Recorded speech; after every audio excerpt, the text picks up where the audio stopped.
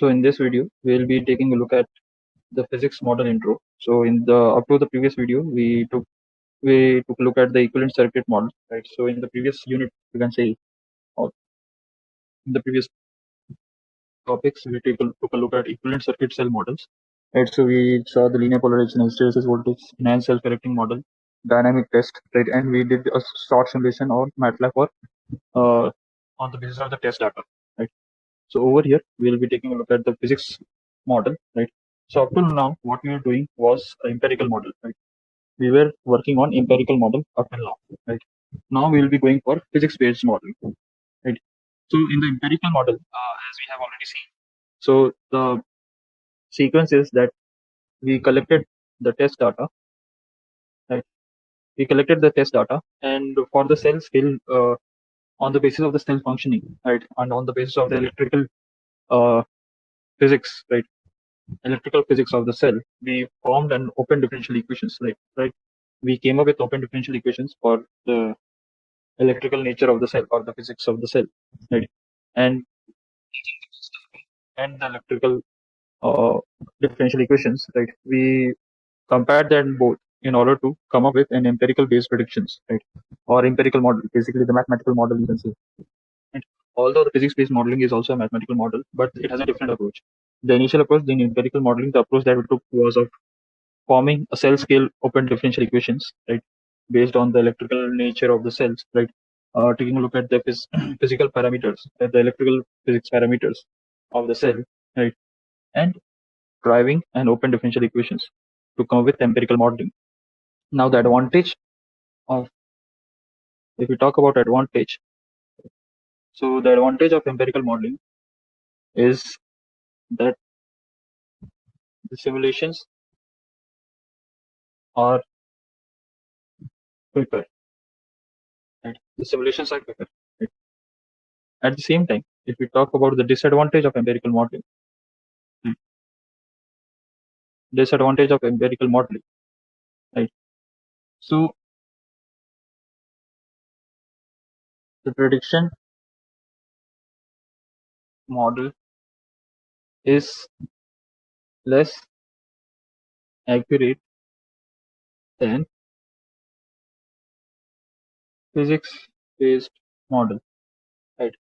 So as a disadvantage in empirical modeling, the prediction model is less accurate than physics-based model, right? And the reason being that in over here we are totally relying on test data, which is not wrong, right? But we are doing something known as curve fitting, right? What we are doing is something known as curve fitting.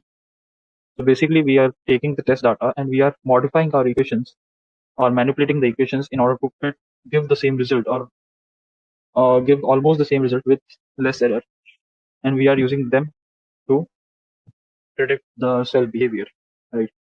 So in the long run or for long prediction, right, this model will generate some inaccuracies. Now the second approach that we have over here is based on physics-based modeling, right? This is physics-based modeling. Now the thing with physics-based modeling is that the physics-based modeling is can be also considered as the bottom-up approach, right, of the cell, right, or the bottom-up approach of the simulation or the predictions. So we start with, so this whole thing is divided into several stages or several processes. Right? So we start with the molecular scale. Right? So we start with the molecular scale to understand the charge input and output, right, or the behavior of the charge inside the molecular at the molecular level, right. So we start at molecular scale, right? The smallest scale, which is the molecular scale, and we understand the behavior of the charge, right, or the electron at the molecular level, right. Then we integrate it in order to at micro scale being particle scale, right. So in micro scale, we consider homogeneous material, right. Homogeneous material means solid and electrolyte, right. So individually, right. So over here at micro scale, we model separately for solid and separately for electrolyte, right.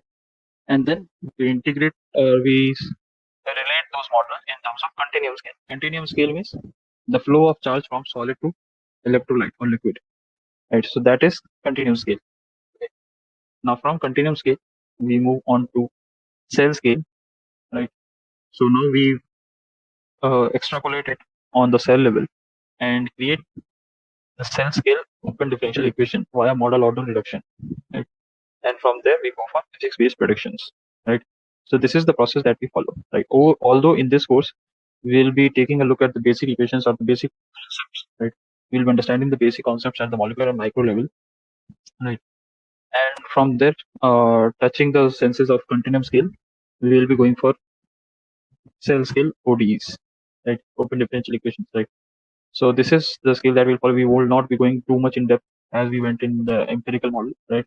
Because this is way out of like it would be way out of scope of the course, right? And that is the whole topic for the PhD itself, right? So we'll be limiting our content in that portion, right?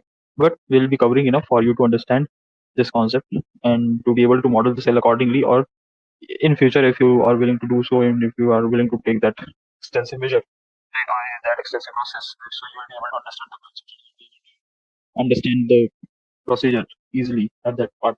Right. So those are more of the R&D kind of applications, right? Empirical modeling is more majorly based on application level of the concepts, right? Physics-based modeling is majorly based on R&D level of the concepts, right? So that's why we are not going to go too much in depth about it. Just enough to to give you the concept understanding, right? So this will be there. Now, for physics-based modeling, the advantage is accuracy of prediction is high, right? The disadvantage over here is simulation time is high, right? So the advantage over here is the accuracy of prediction is high, and at the same time, the disadvantage is simulation time is also higher, right? So this is about the empirical and physics-based modeling, right? So from the next video, we'll start with the physics-based modeling, and we'll start with the molecular scale partial differential equations.